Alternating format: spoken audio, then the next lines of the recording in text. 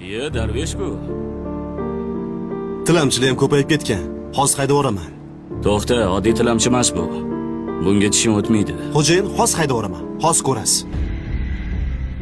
Turay. Bu xususiy hudud. Men ketadigan joyda emas, o'zim uyimda o'tiribman, ko'chada. Sandakalar juda ko'pini ko'rganman. Tur. Men ham sizga o'xshaganlarni ko'pini ko'rganman. Siz faqat buyruq olasiz, lekin o'zingizni shaxsiy fikringizga ega emassiz. Menga qarang. Nima deyapsan? Tan oling. Odamlarni haydaysiz, lekin o'zligingizdan qochasiz.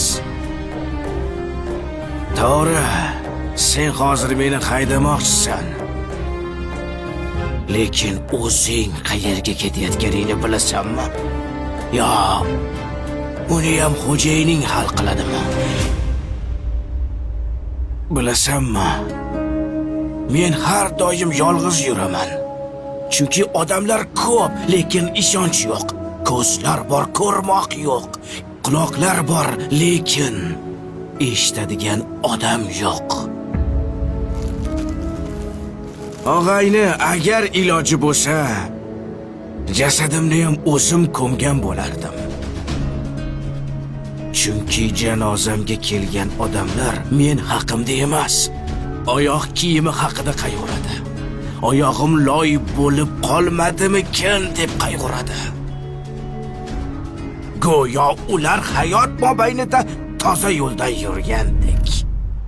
Darvesh. Boy aka. Yaxshimisan? Yaxshimisiz? Ha, bu ishchi sizni xodimingizmi? Ha, men senga nima degandim? Bor, hujjatlarni mashinaga bor. Gaplarimdan xafa bo'lish yo'q. Uzr. Mayli. Menga ruxsat endi. To'xta. Labay. To'g'risini ayt. Nechta diploming bor? Buncha ko'p narsani qayerdan bilasan?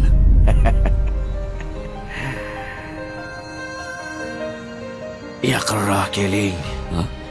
Boy aka, meni bitta diplomim bor. Uyam bo'lsa xatolar degan diplom. Men ko'p xato qilganman. Biz kelib ketuvchi to'garak jahon, na boshi ma'lum, na so'nggi ayon. Hech kimsa rostini aytib bera olmas. Biz qaydan keldik-u, keturmiz qayon. Ha, odamzod.